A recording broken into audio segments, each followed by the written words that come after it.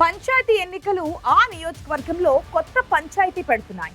అంతర్గత కుమ్ములాటలు ఉన్న ఆ పార్టీలో అసమ్మతి రాగం మరింత పెరిగింది. ఇప్పటికే వచ్చే ఎన్నికల్లో టికెట్ మాకే కావాలంటూ డిమాండ్ చేస్తున్న అసమ్మతి వర్గం తమ జోరు పెంచేందుకు సిద్ధమవుతోంది. పంచాయతీ ఎన్నికల్లో అసలేం జరుగుతోంది? ఏ పార్టీకి కొత్త చిక్కులు తెచ్చిపెట్టింది?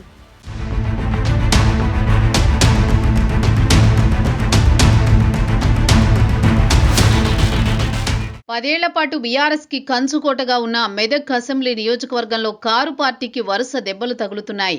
వరుసగా ఎన్నికల్లో వ్యతిరేక ఫలితాలతో పార్టీ ఢీలా పడుతోంది. గడిచిన అసెంబ్లీ ఎన్నికల్లో ఓడిపోయిన బీఆర్ఎస్ పార్లమెంట్ ఎన్నికల్లో దారుణంగా 3వ స్థానానికే పడిపోయింది. తాజాగా జరిగిన పంచాయతీ ఎన్నికల్లో సైతం ఆశించిన స్థాయిలో సర్పంచ్ స్థానాలు దక్కలేదు. పార్టీ జిల్లా అధ్యక్షురాలు మాజీ ఎమ్మెల్యే పద్మా దేవేందర్ రెడ్డి, మాజీ ఎమ్మెల్సీ సేరి సుభాష్ రెడ్డి, మరో మాజీ ఎమ్మెల్యే పట్లోళ్ల శశిధర్ రెడ్డి, నియోజకవర్గ ఇన్ఛార్జి తిరుపతి రెడ్డి వంటి ముఖ్య నాయకులు ఉన్నా నియోజకవర్గంలో ఆశించిన ఫలితాలు రాకపోవడం గులాబీ శ్రేణులకు మింగుడు పడడం లేదు. ప్రత్యేక తెలంగాణ రాష్ట్రం ఏర్పాటైన తర్వాత 2014, ఆ తర్వాత 2018 అసెంబ్లీ ఎన్నికల్లో బీఆర్ఎస్ పార్టీ అభ్యర్థి పద్మా దేవేందర్ రెడ్డి మెదక్ ఎమ్మెల్యేగా భారీ మెజారిటీతో గెలుపొందారు.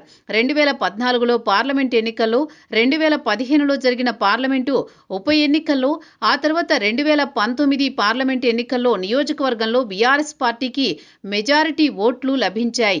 2019 గ్రామ పంచాయతీ ఎన్నికల్లో మెజారిటీ సర్పంచ్ స్థానాలు బీఆర్ఎస్ పార్టీ మద్దతుదారులు గెలిచారు. మండల, జిల్లా పరిషత్ ఎన్నికల్లో బీఆర్ఎస్ పార్టీకే మెజారిటీ స్థానాలు దక్కాయి. నియోజకవర్గంలోని అన్ని ఎంపీపీ, జెడ్పీటీసీ స్థానాలను గులాబీ పార్టీ దక్కించుకుంది. అలాగే మెజారిటీ కౌన్సిలర్ స్థానాలు గెలిచి మెదక్, రామాయంపేట మున్సిపాలిటీలను కైవసం చేసుకుంది.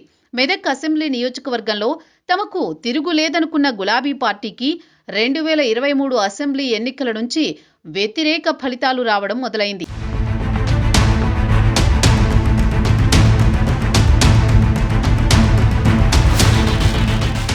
గడిచిన అసెంబ్లీ ఎన్నికల్లో బీఆర్ఎస్ పార్టీ అభ్యర్థి పద్మా దేవేందర్ రెడ్డి ఓడిపోగా, ఆ తర్వాత 2024లో జరిగిన పార్లమెంట్ ఎన్నికల్లో నియోజకవర్గంలో బీఆర్ఎస్ పార్టీ 3వ స్థానానికి దిగజారింది.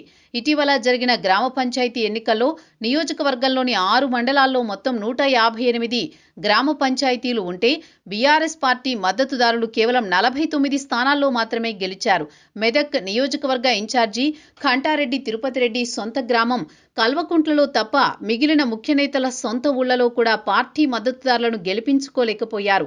బీఆర్ఎస్ పార్టీ జిల్లా అధ్యక్షురాలు, మాజీ ఎమ్మెల్యే పద్మా దేవేందర్ రెడ్డి సొంత ఊరు కోనాపూర్, మాజీ సీఎం కేసీఆర్ రాజకీయ కార్యదర్శి, మాజీ ఎమ్మెల్సీ సేరి సుభాష్ రెడ్డి స్వగ్రామమైన కూచన్పల్లిలోనూ బీఆర్ఎస్ పార్టీ మద్దతుదారులు ఓడిపోయారు. ఫలితాల సంగతి పక్కన పెడితే పాపన్నపేట, చిన్నశంకరంపేట, నిజాంపేట మండల కేంద్రాల్లో బీఆర్ఎస్ పార్టీ మద్దతుదారులు ఎవరూ పోటీ చేయలేదు. తెలంగాణ సాధించిన పార్టీ 10 ఏళ్లు ఏకఛత్రాధిపత్యంగా అధికారంలో ఉన్న పార్టీ నుంచి కనీసం మండల కేంద్రాల్లో అభ్యర్థులను సైతం నిలబెట్టలేకపోవడంపై అసమ్మతి వర్గం గళం ఎత్తుతోంది. మెదక్ జిల్లా పార్టీ అధ్యక్షురాలు పద్మా దేవేందర్ రెడ్డి వైఫల్యంతోనే నియోజకవర్గంలో పార్టీ బలహీన పడుతోందని ఆమె వ్యతిరేక వర్గాలు ఆరోపిస్తున్నాయి.